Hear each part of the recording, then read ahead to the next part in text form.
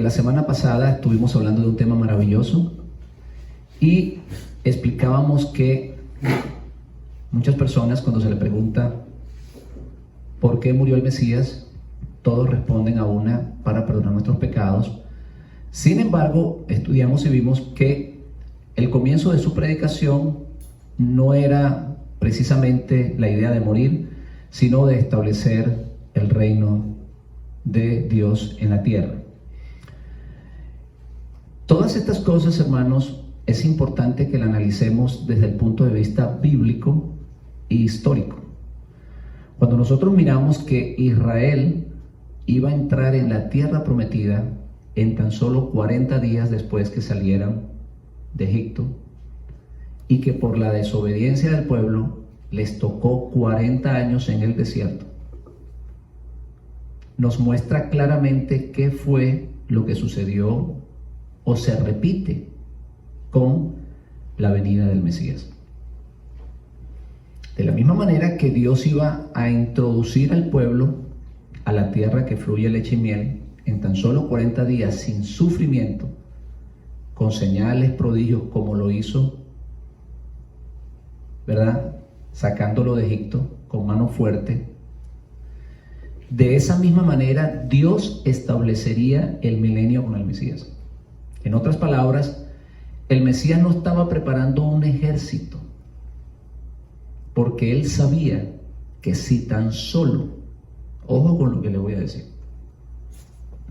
si tan solo su pueblo se arrepintiese y se volvieran al Dios de Israel, él estaba seguro que Dios enviaría su ejército celestial para darle la victoria y establecer el reino de los cielos en la tierra. Israel no tendría que sufrir lo que ha tenido que sufrir por 2000 años. Usted se preguntará o dirá: bueno, esto sucedió nada más con Israel.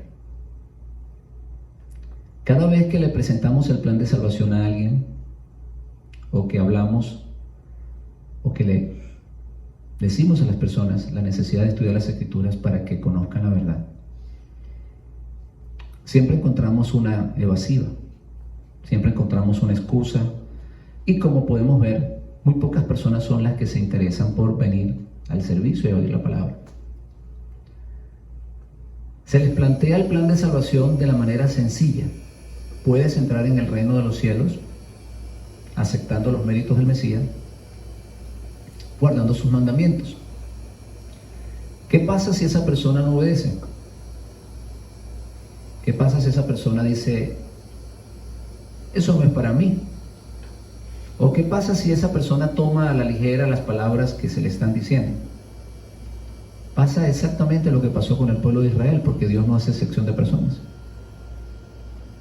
Lo lleva al desierto y allá tendrá que sufrir y pagar con sangre la salvación. Israel le tocó conseguir la salvación con mucho dolor, con mucha muerte y con mucho sufrimiento. No quisieron aceptar al Mesías por las buenas, así que Dios por un momento lo entregó a tribulación, y en medio de esa angustia y ese dolor, entonces Israel está volviendo. Alabanzas al Señor. Lo que está aconteciendo en este momento en todo el mundo no es el arrebatamiento, que tanto lo esperan. No es que la iglesia sea elevada al cielo, como lo afirmaron durante muchos años, sino el regreso de las ovejas perdidas de la casa de Israel. Dios está sacando de los sepulcros de las naciones a su pueblo. Dios está sacando de las iglesias o del Egipto espiritual a su pueblo, y eso nos ha costado muchísimo. Yo les quiero decir algo, hermanos. ¿Ustedes creen que es fácil estar en una organización o en una creencia por muchos años y tener que de un día a otro decir estoy equivocado? Eso forma parte del sufrimiento. Eso forma parte de esa tribulación que está pasando el pueblo.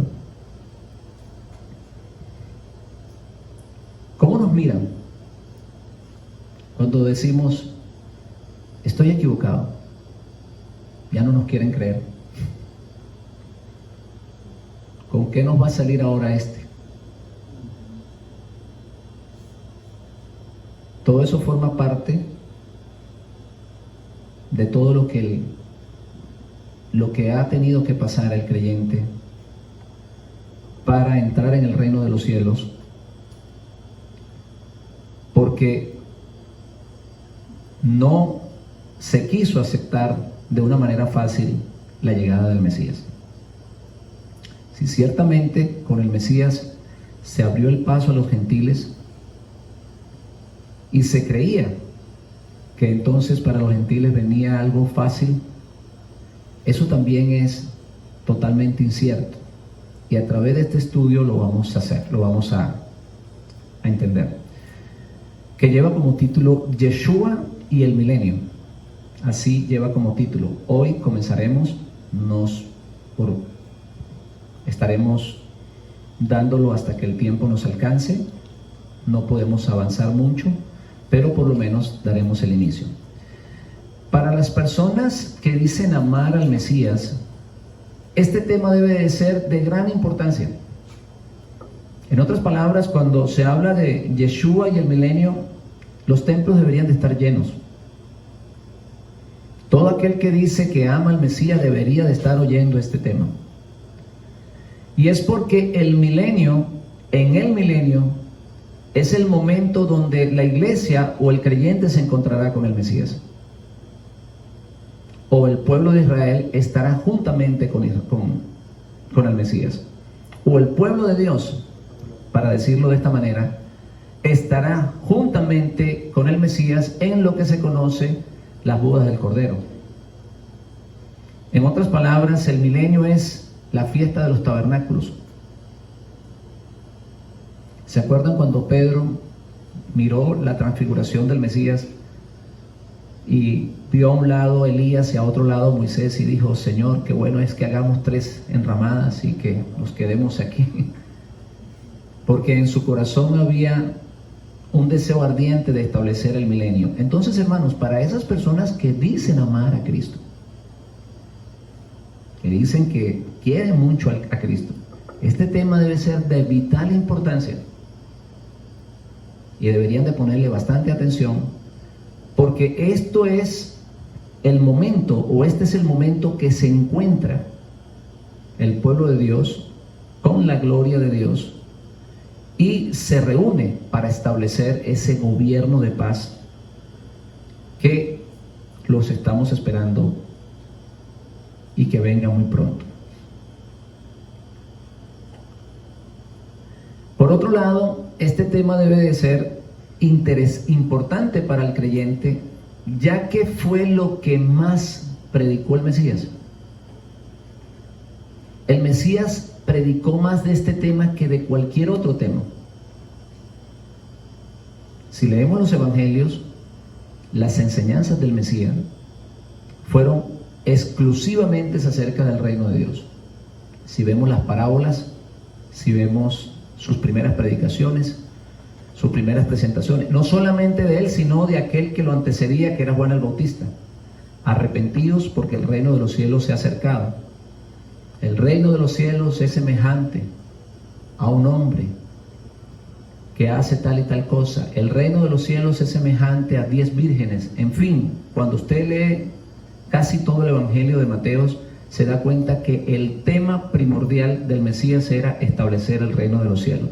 Ya eso lo vimos la semana pasada, que una vez él miró que su pueblo no se arrepentía y no se ponían de acuerdo, entonces comprendió que no se podía establecer en ese momento el reino de los cielos y que vendría un proceso duro difícil y con sangre.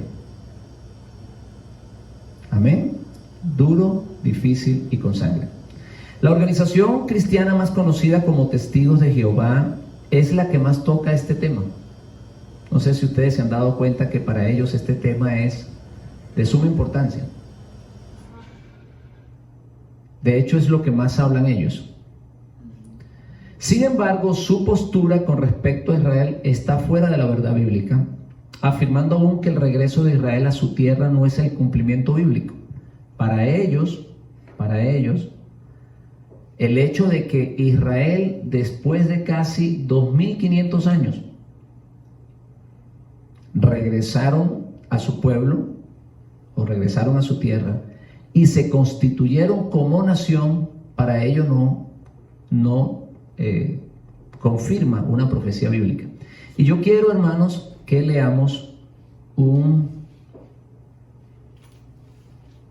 les voy a leer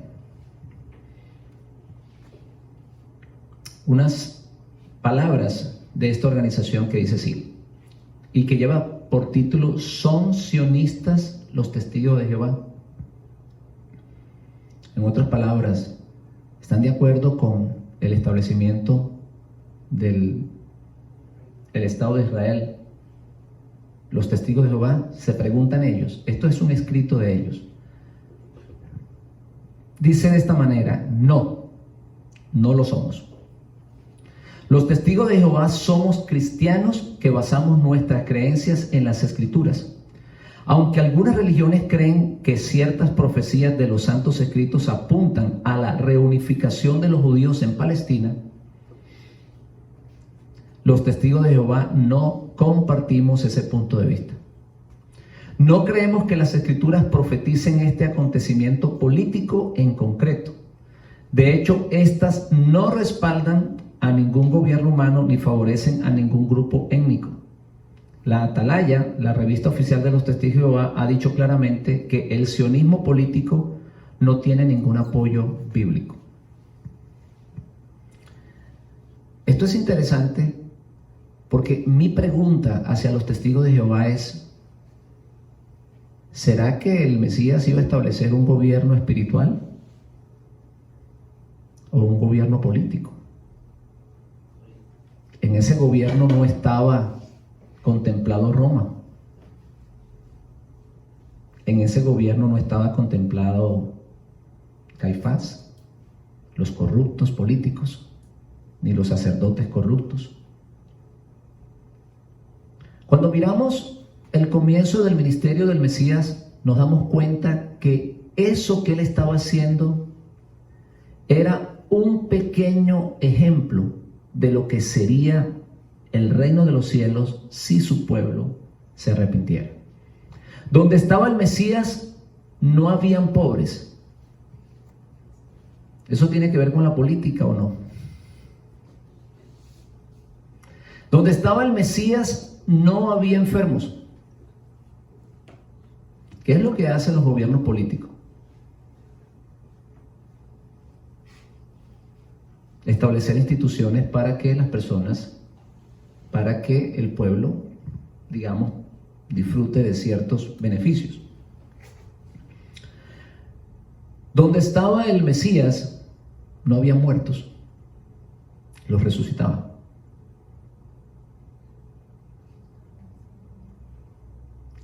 Por otro lado, el apóstol Pablo dice que el reino de los cielos es justicia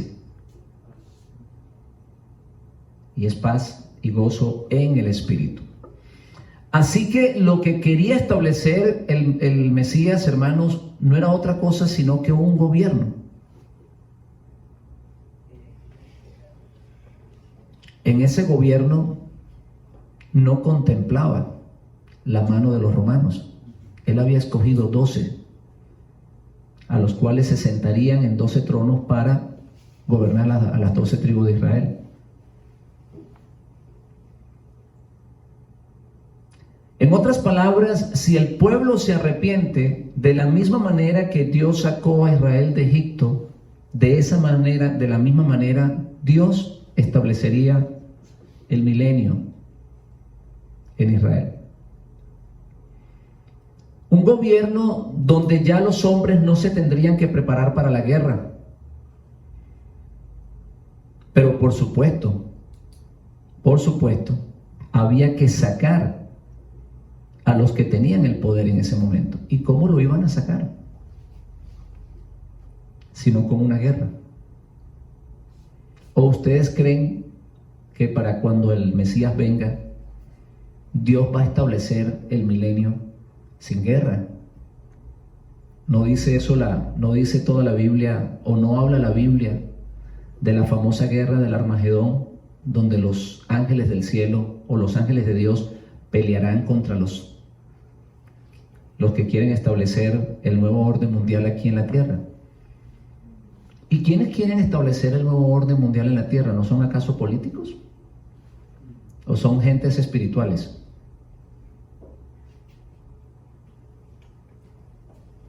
Esa pregunta tenemos que hacérnoslas. Estamos hablando del milenio. Mientras el pueblo cristiano piensa que el milenio será un gobierno espiritual exclusivo, como lo dicen ellos, el equipo que gobierna Satanás o que dirige Satanás está estableciendo un gobierno físico en la tierra. El hecho de que Israel no se arrepintió como lo esperaba Dios y se volvieran al Dios de sus padres, hizo claramente que el establecimiento del reino se tardara. Pero en ese tiempo de tardanza, el enemigo sí lo quiere establecer. Eso ha sido el propósito de él. Todo esto que nosotros estamos mirando, todo lo que está aconteciendo en el mundo, con tantas alianzas políticas, con tantos gobiernos internacionales y con tantas organizaciones, no es otra cosa que el deseo de establecer un nuevo orden mundial, un gobierno político. Ese líder gobernará tanto políticamente como económicamente y militarmente todo el mundo. Solo que la gente piensa que todo allí que todo eso allí, que lo único que se va a ver allí son ángeles y espíritus. No, hermanos. Tenemos que tener claro que Dios le ha entregado al hombre 6,000 años para que pueda gobernar la tierra. 6,000 años que Dios le entregó al hombre la potestad de gobernar la tierra. Y en ese tiempo, el hombre tiene la obligación de establecer corte de justicias, tiene la obligación de establecer la paz en la tierra y tiene la obligación de establecer seguridad en la tierra. Sin embargo, no se ha logrado. Pero ellos no descansan. Ellos insisten de que lo pueden hacer.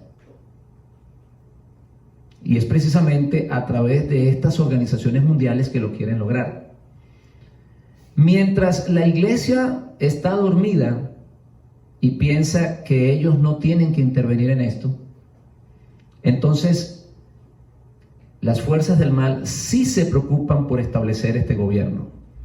Mientras la iglesia dice, nosotros no tenemos que meternos en la política, nuestros concejales, nuestros presidentes,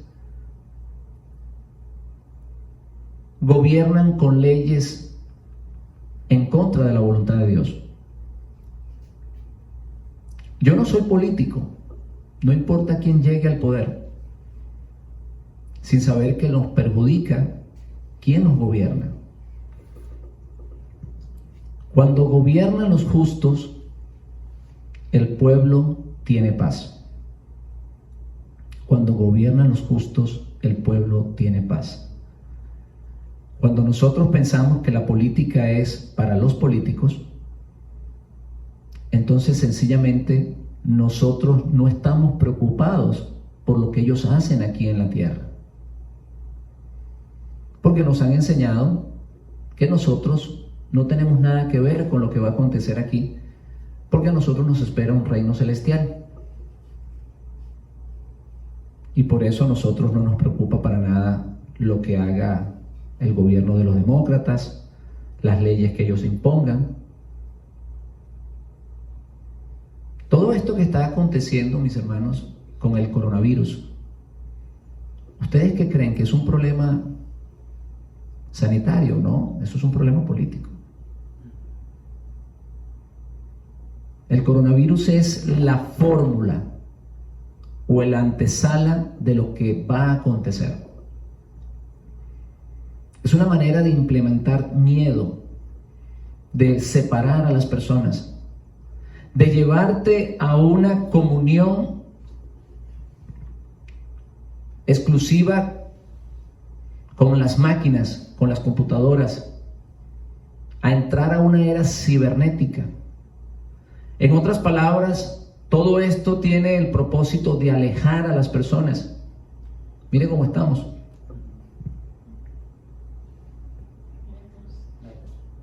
Ya la gente no viene a la iglesia porque dice, me voy a contaminar. Alabanzas al Señor. Entonces, hermanos,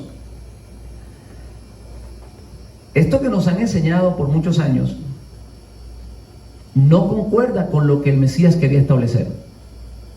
Su gobierno no era un gobierno espiritual, era físico. Él sanaba a los enfermos las personas estaban enfermas físicamente, no solamente espiritualmente. Por un lado, sanaba o liberaba a los endemoniados, pero habían personas que estaban enfermas físicamente y a esos también los sanaba el Señor. Es un gobierno donde la gente va a comer. En el milenio las personas van a comer.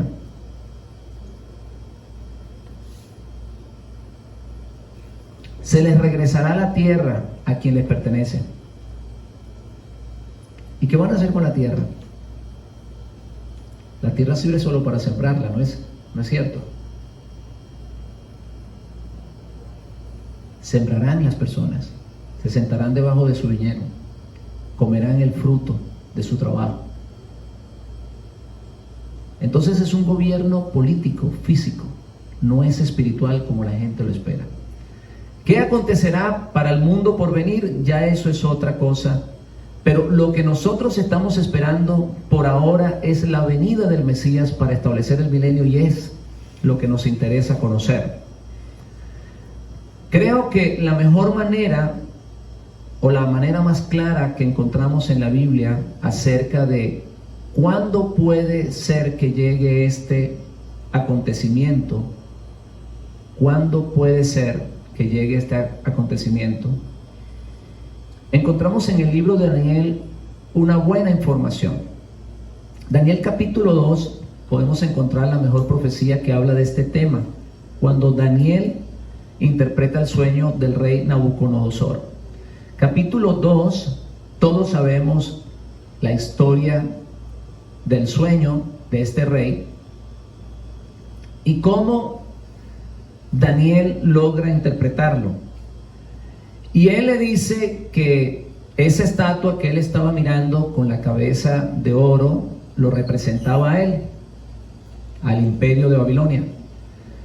Y luego venían los brazos y el pectoral que representaba al imperio medo-persas, que fue el que derrocó al gobierno babilónico y se implementó para esa época.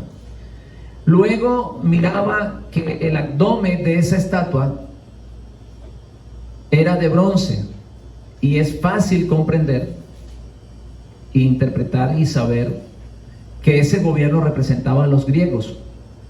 Cuando nosotros miramos las esculturas griegas y el digamos, la cultura por mostrar el físico de las personas, nos damos cuenta que de alguna manera eso tiene que ver también con lo que la estatua nos estaba mostrando.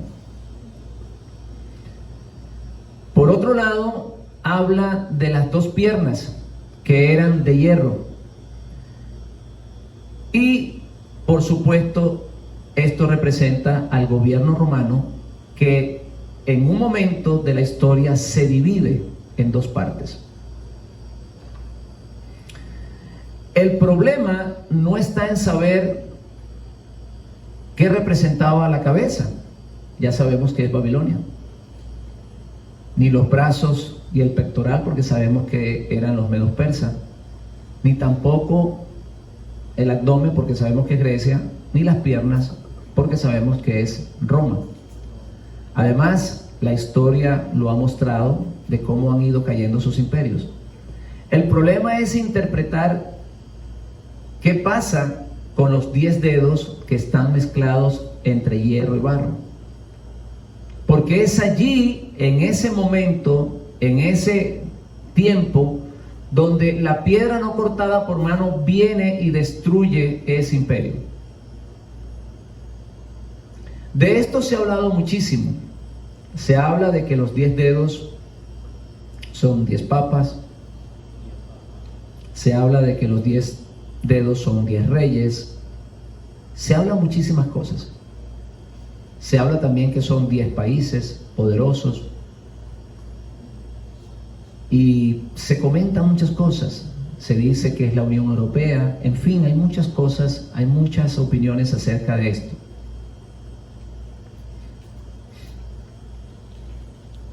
Sin embargo, el número 10 no necesariamente representa 10 reyes. Bíblicamente se utiliza el número 10 para muchas cosas. Muchísimas cosas. El número 10 representa totalidad y también representa perfección. No es casualidad que hayan 10 mandamientos.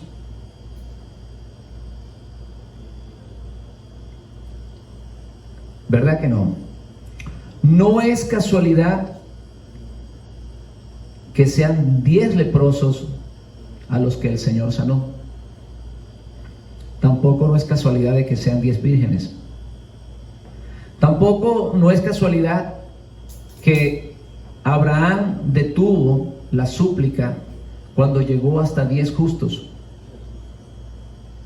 en Sodoma y Gomorra.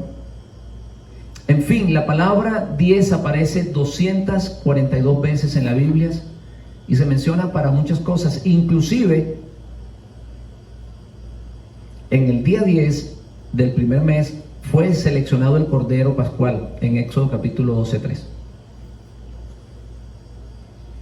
Entonces, toda esa idea de que son 10 reyes o 10 papas o 10 gobiernos o 10 países no concuerdan con lo que tenemos acerca de, o con lo que podemos entender acerca del número 10 en la Biblia.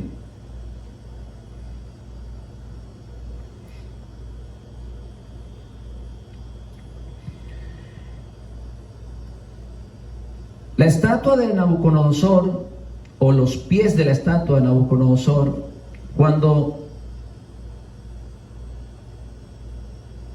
Daniel le da la interpretación del sueño, dice que será un gobierno o será un reino que está mezclado, pero que así como el hierro y el barro no pueden unirse o no pueden fundirse, de igual manera este gobierno, que aunque está unido o aunque está de alguna manera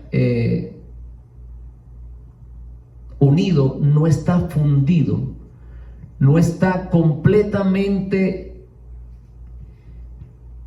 si se puede llamar, no tienen un solo propósito. no han podido llegarse a poner de acuerdo. Aunque estén juntos, no han podido estar bien unidos. Así me explico lo que le estoy diciendo. Así como el hierro y el barro no pueden mezclarse, este gobierno o este reino que está representado por los 10 pies o los 10 dedos de los pies, perdón, no puede estar completamente unido. Están juntos pero no unidos.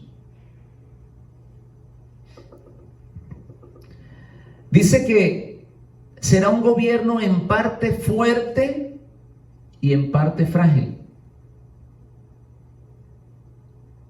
Y así como el hierro no puede mezclarse, este reino está dividido. Aunque están juntos, están divididos. Dice también la palabra que se sostendrá por alianzas humanas, por convenios internacionales, vamos a decirlo de esa manera. No es un gobierno establecido por Dios. Es un gobierno que se ha logrado a través de ciertos convenios, de ciertas alianzas. La pregunta que tenemos, ¿quién es este gobierno, hermanos? Porque es aquí, durante este gobierno, que la piedra que es cortada no por mano, vendrá y destruirá el gobierno y se establecerá lo que llaman el gobierno del milenio o el gobierno del Mesías. Entonces es bien importante que nos preocupemos por saber quién es este gobierno. Y como ya les dije antes, se ha comentado muchísimo de esto. Cuando vamos al libro de Apocalipsis nos confundimos un poco porque aparecen cuernos y aparecen una cantidad de cosas, y de allí es que se ha armado tantas historias y tantas teorías que en definitiva no dejan clara. En mi opinión, en mi humilde opinión, pienso que este gobierno o este reino del que se está hablando, tomando en cuenta que el número 10 representa totalidad, tomando en cuenta que el número 10 representa totalidad, es nada más y nada menos que el gobierno que estamos viviendo ahora. El mundo está gobernado por organizaciones y dentro de ellas la principal organización es la Organización Mundial o la Organización de las Naciones Unidas o la Organización Mundial de las Naciones Unidas. Cuando nosotros miramos la caída del Imperio Romano, nos damos cuenta que ese gran imperio, que es el último imperio, que está representado por las dos piernas de hierro, una vez que cayó ese imperio, el Imperio Romano fue fragmentado. Fue tan fragmentado que dio inicio a muchísimos pueblos en 3 diferentes continentes. Todo esto que nosotros conocemos como los países europeos estaban bajo el mando del Imperio Romano. Aún Inglaterra, que es una isla que está por allá, Gran Bretaña. Aparte de eso, controlaban todo lo que es la parte de Egipto, que pertenece a África, y parte de países que están en el continente asiático. En otras palabras, cuando el Imperio Romano se fragmentó, se crearon muchísimas naciones en el mundo, muchísimos pueblos. Y por un periodo de casi 1473 años, estos países crecieron, se multiplicaron, tuvieron guerras entre sí, y aún con otras naciones. Sin embargo, no conocemos otro imperio después del Imperio Romano. Ciertamente han habido países con fuerza. Hoy en día tenemos la Unión Soviética, que es un país grande, tenemos China, que es un país poderoso, la India, los Estados Unidos, pero hermanos, tenemos que estar claros de que ninguno de esos países se ha transformado en un imperio mundial. Tenemos que estar claros en eso.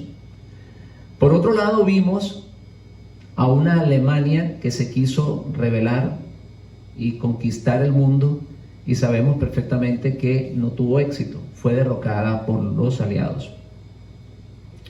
Así que durante 1473 años estos países estaban tratando de crecer, de multiplicarse.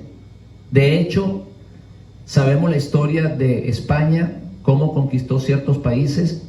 Sabemos la historia de Portugal, también cómo lo hicieron, Francia, Inglaterra. Sin embargo, no tuvieron el éxito ni el tiempo de duración que tuvo el Imperio Romano. Por lo tanto, no se considera que hubo otro imperio como el Imperio Romano después de él.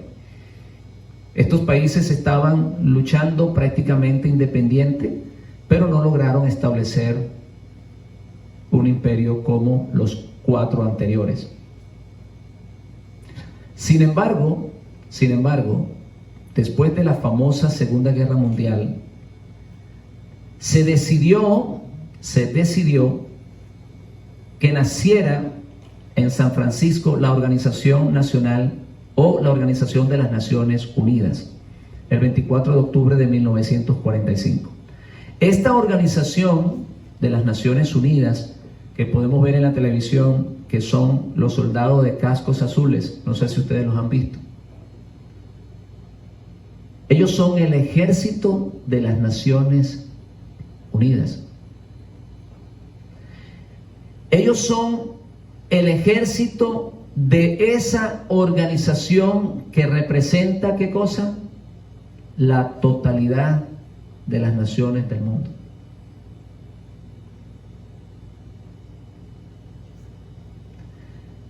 Son las Naciones Unidas, o una vez establecidas las Naciones Unidas, se establecen otras organizaciones internacionales con el fin de globalizar y de establecer alianzas mundiales.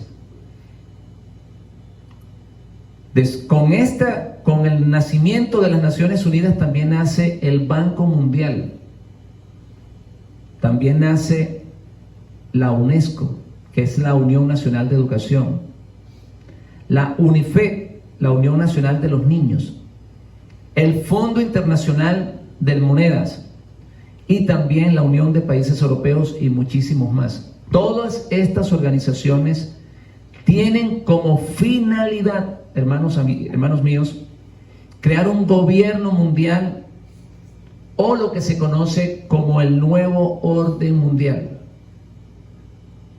Mientras nosotros estamos aquí tapándonos la boca con un respirador, con una máscara para no supuestamente contaminarnos, ellos están tramando establecer lo que se conoce como el nuevo orden mundial.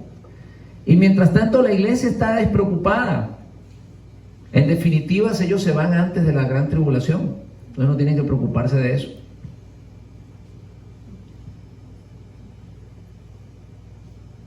Pero ellos sí lo quieren establecer. Lo que el Mesías no pudo hacer, porque no pudo persuadir o no pudo convencer a su pueblo de que se arrepintiera, esta gente sí lo quieren hacer. Esta organización, hermanos, desde hace mucho tiempo están en la búsqueda de un nuevo líder que sea capaz de gobernar política y económicamente todo el mundo. A través de todas estas organizaciones y de todas estas alianzas, están buscando la forma o la fórmula de introducir un nuevo líder en todo el mundo, que es el que gobernará con toda la autoridad. Si ustedes recuerdan, hablábamos de que el hierro y el barro no pueden mezclarse. A pesar de que existe esta organización mundial, hay muchísimas diferencias entre ellos. ¿No se dan cuenta de eso? La razón es simple. Ellos quieren unir al mundo, pero es prácticamente imposible. ¿Por qué? Por razones religiosas, por cultura. Los chinos no piensan como piensan los americanos. Su estilo de vida es totalmente distinto.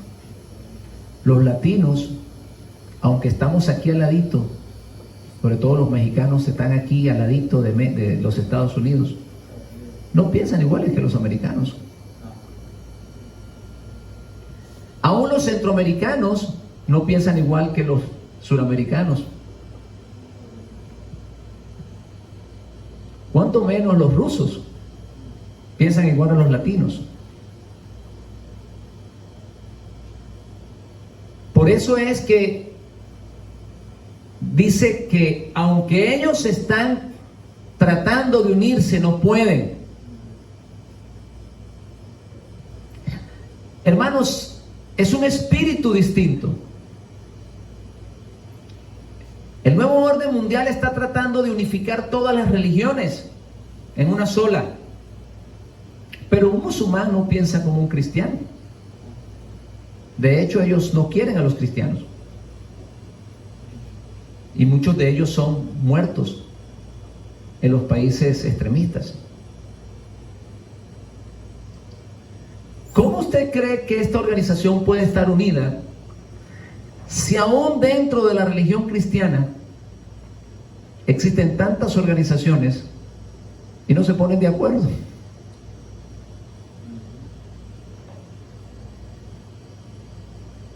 Estamos hablando dentro de la religión cristiana.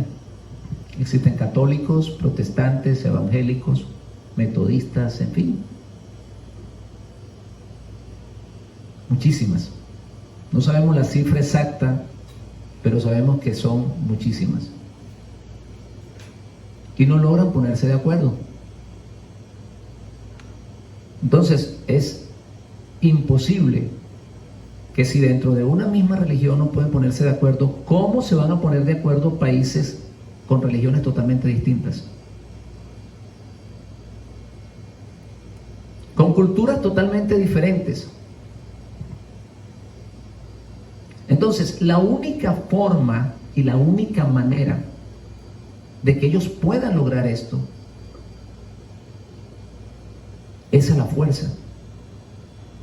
No hay forma ni manera que solamente con alianzas humanas logren establecer este nuevo orden mundial. De allí podemos ver lo que está sucediendo ahora. Enferman a la gente, destruyen la economía, lo están implementando a la fuerza.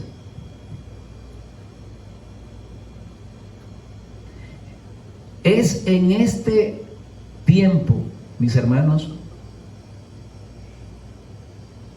cuando esa piedra viene y golpea los pies de la estatua y se desborona totalmente la estatua, y crece este gobierno, que es el gobierno del milenio, y se hace un gran monte, como lo explica Daniel.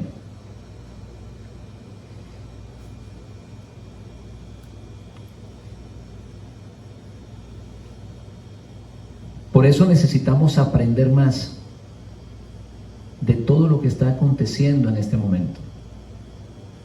Debemos de interesarnos, hermanos. Debemos de interesarnos, porque lamentablemente muchos que esperan ser trasladados a otro lugar se quedarán esperándolo. Lamentablemente es así. Se quedarán esperándolo. Y a través de este estudio vamos a saber por qué y vamos a saber exactamente en qué tiempo puede ser que esto acontezca. Pero por hoy nuestro tiempo se ha acabado. Y entonces seguimos mañana aquí en este mismo lugar. Les esperamos y los invitamos a que nos acompañen. Dios les bendiga.